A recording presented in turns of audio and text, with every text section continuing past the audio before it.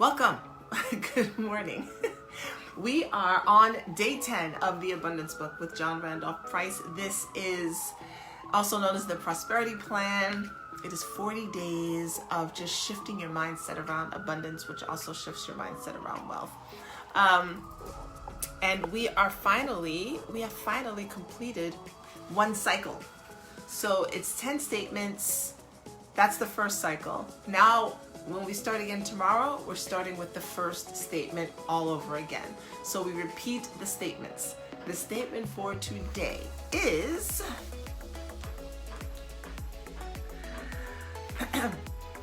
I keep my mind and thoughts off this world, and I place my entire focus on the divine within as the only cause of my prosperity. I acknowledge the inner presence as the only activity in my financial affairs, as the substance of all things visible. I place my faith in the principle of abundance in action within me. I'm going to read it again. I keep my mind and thoughts off this world, and I place my entire focus on the divine within as the only cause of my prosperity. I acknowledge the inner presence as the only activity in my financial affairs, as the substance of all things visible. I place my faith in the principle of abundance in action within me. Now, for those of you who grew up in the church, if you take out the dogma and the worship of Jesus, can you not see how this parallels to many of the teachings, except the difference being that the divinity is within you, that the power is within you? I just wanted to point that out because it's not that, to me, so many of those teachings were wrong. It's just that they were kind of displaced, misaligned, if you will, not given the full proper context of what it could mean and what it could mean for you. So, keeping your mind out of this world, also known as the ego, also known as getting caught up in all of the hoopla that is happening that keeps you distracted and keeps you separate from the divinity that is running your system, from the divinity that you are. When we're constantly focused on the news and cable television and reality TV and all of the shenanigans that are going on, we are taking attention and focus away from the divinity that we are. When we are consistently focused only on the physical, only on the material, only on grabbing for money, we actually are cutting ourselves off from the supply and from the flow of that in our lives. It can be hard to find the balance between those two, and to me, in a way, that's really the lesson for every soul. We might all have different experiences to lead us to this, but to me, at the end of the day, the real reason for us all to be here is to find the balance between the tightrope of our divine self and our physical egoic self, between our feminine and our masculine, and to find the balance in those energies and to walk this world in a way that this leads and this provides for it. This leads and this provides for it. And as it consistently unfolds, as though you're walking, as it unfolds both together, are what will lead you to living your orgasmic soul's desires.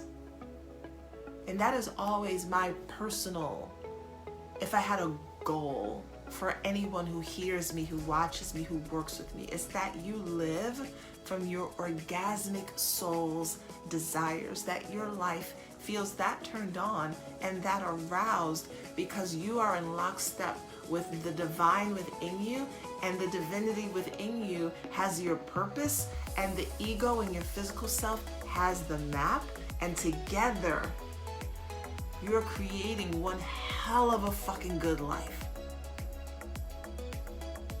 That to me is really the core reason for anyone stretching down into human existence to come to be on this rock. Now, how that happens for everyone is different. Some of us are born into different families and experience different things. Some of us experience illness or tragedy. Some of us, we're all going to experience pain. Like there's not a person on this planet that doesn't experience pain. And I'm going to let you in on something. Having more money doesn't decrease the amount of pain you experience. And let me touch on that for a minute, because I know for those of us who didn't perhaps grow up with lots of wealth, right? And we look at people who are wealthy, and usually we're looking at them through the lens of entertainment or television, which that's not a true lens, by the way. It is just not a true lens.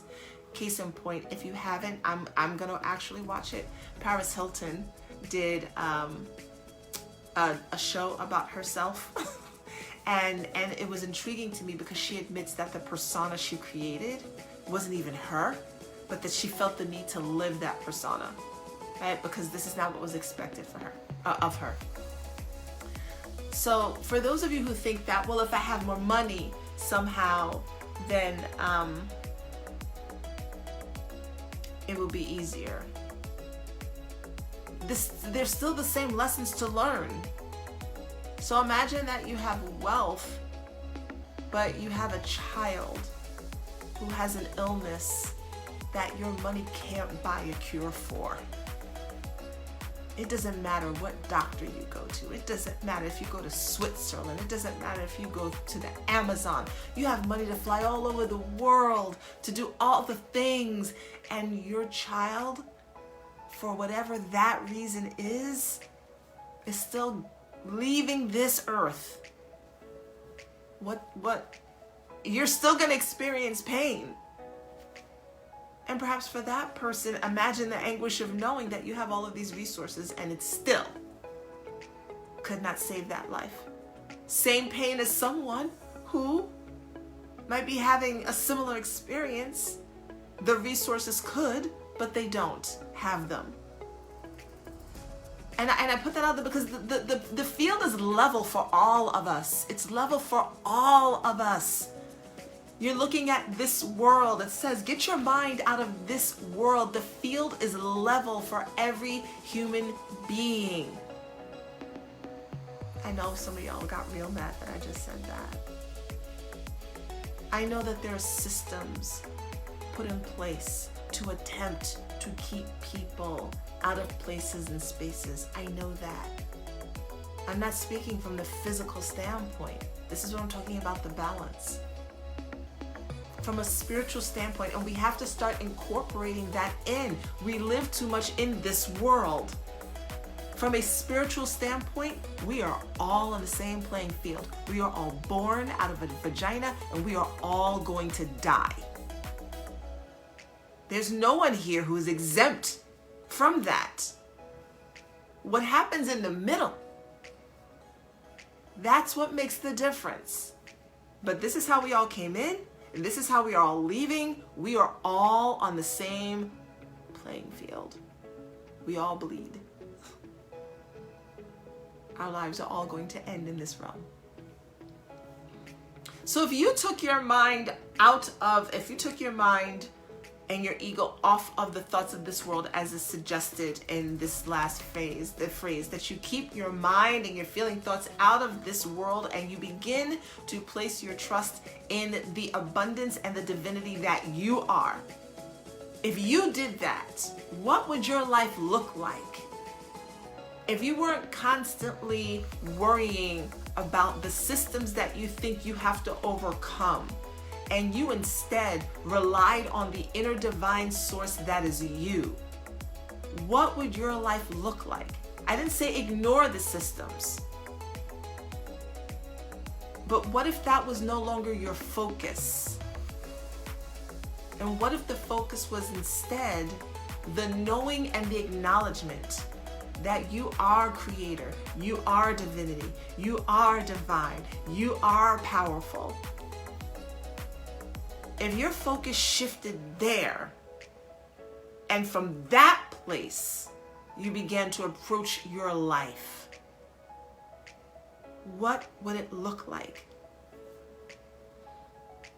And included in this may be the understanding and the acceptance of certain experiences that you're just going to have even if you don't like them.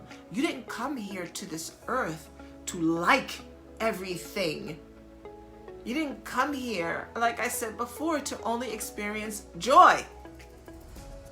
You came for the full spectrum, which includes deep, passionate love that fills everything within you,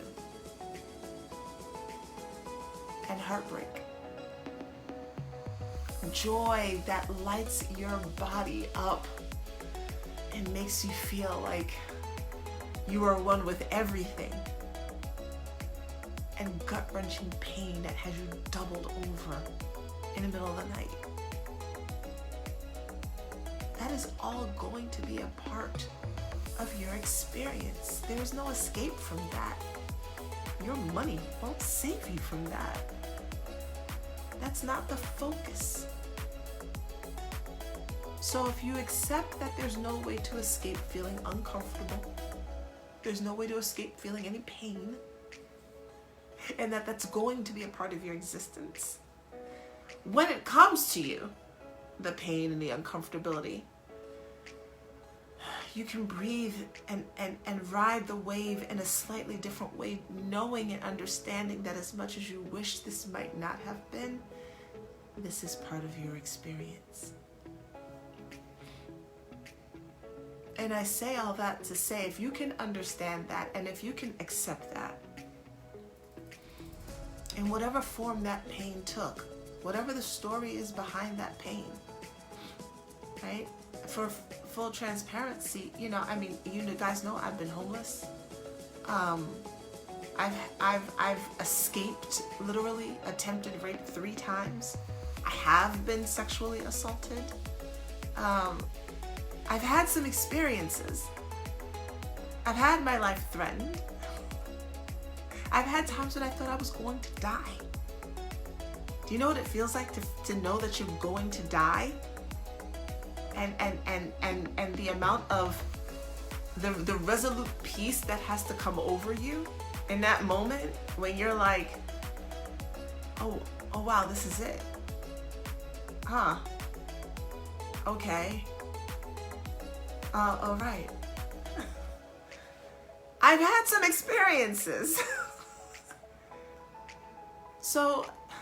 But the experiences don't define the journey. They don't define the journey if you're willing to see them as part of your journey. And one of the ways to do that is to not see yourself, to not see it as just this world. To see it as this world and spiritual peace together. So if you can wrap your brain around the idea that, okay, I know I'm going to experience some pain. I know there's going to be uncomfortable stuff. I know there's going to be some shit that's going to happen in my life that's just going to take me out. It's going to take me out. Okay. I don't have to, if I accept that that's part of my journey and experience, and take a deep breath into my body and just feel in and know that I am still connected to this creative force. I am still the creator of my life. When those things happen, perhaps I can extract something beautiful out of it. Perhaps I can take the gold from that. That's alchemy, by the way. because I believe that because I am one with divinity, that all things that happen, no matter how ugly they may be, are for the advancement of the divine within me, and for me to radiate that outward into this world, that perhaps it may touch someone else and someone else and someone else. Because I recognize that though I may be me in this body, I am part of a collective, and I am part of the expanse of the history of humanity. I am a drop in the water of the ocean of the experience of humanity. And so my experiences in my life aren't just about me. It's not just about me.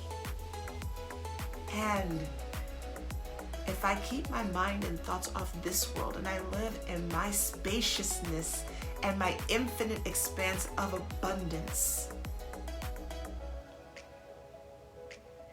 I will always have all of the joy, all of the love, all of the material goods, all of everything that I need. I will always have all of it. This isn't just about, praying for things to happen. So a lot of people do that. A lot of people pray. Praying for some people is kind of like wishing and hoping. It's not attached to the self. It's an outward. It's a if this then that. Sometimes it's bargaining and praying. I've done it. I used to bargain, pray. If you give me this, I promise I will do X, Y, and Z. And I'm sure divinity was like, I will do. You will go. You will do. What are you coming to me for? You are me. Like, what are you talking to you? You asking you? You bargaining with you? I was like, I got nothing for you. And I say that because people will think about things going on here and around the world, and they'll go, I hear what you're saying, but there are people experiencing this. Yes, they are. Yes, they are. And it's painful. And it hurts. And it's part of the timeline of humanity. And it's part of our collective growth. And it's a signifier that perhaps we're living too much in this world and in our ego. And we're not connected to the divinity within us. Because if we were, then we would feel connected to the other, and there would no longer be an other. Yes, there are horrific things happening. And humanity is growing. And there is no growth without pain and uncomfortability. And we're making the assumption that it's going to be this way in another 5,000 years. We forget. We think that our 90-year span on this earth is the totality of the experience of human beings, and it's not. There were great civilizations before, and perhaps this is humanity's dark ages. Like in the history books, we read about Europe's dark ages. We can read about it now because it happened then.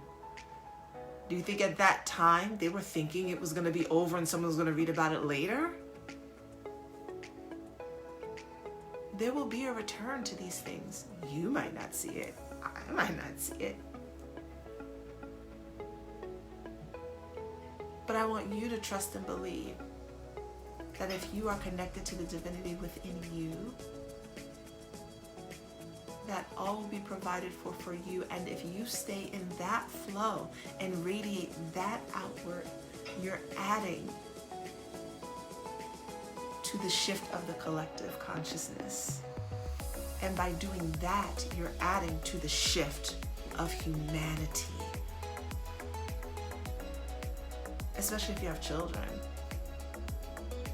Because what you're giving now is for your great, great, great, great grandchildren. How you're raising your children and preparing them isn't just about your children. It's about the children that they'll have, and their nieces and their nephews, and how will that radiate outward? Ego says it's just about my life here. And that's important, because you got to eat, sleep, got to fuck. Right? Nice things are great. I know I want them. I have some. I'd like more. Comfort is amazing. You deserve it. You should have it. And you're part of a collective. So hopefully we can get past this thinking of either or. Either or. That type of thinking actually strips us of our power. I'm going to read the statement one last time. Day 10.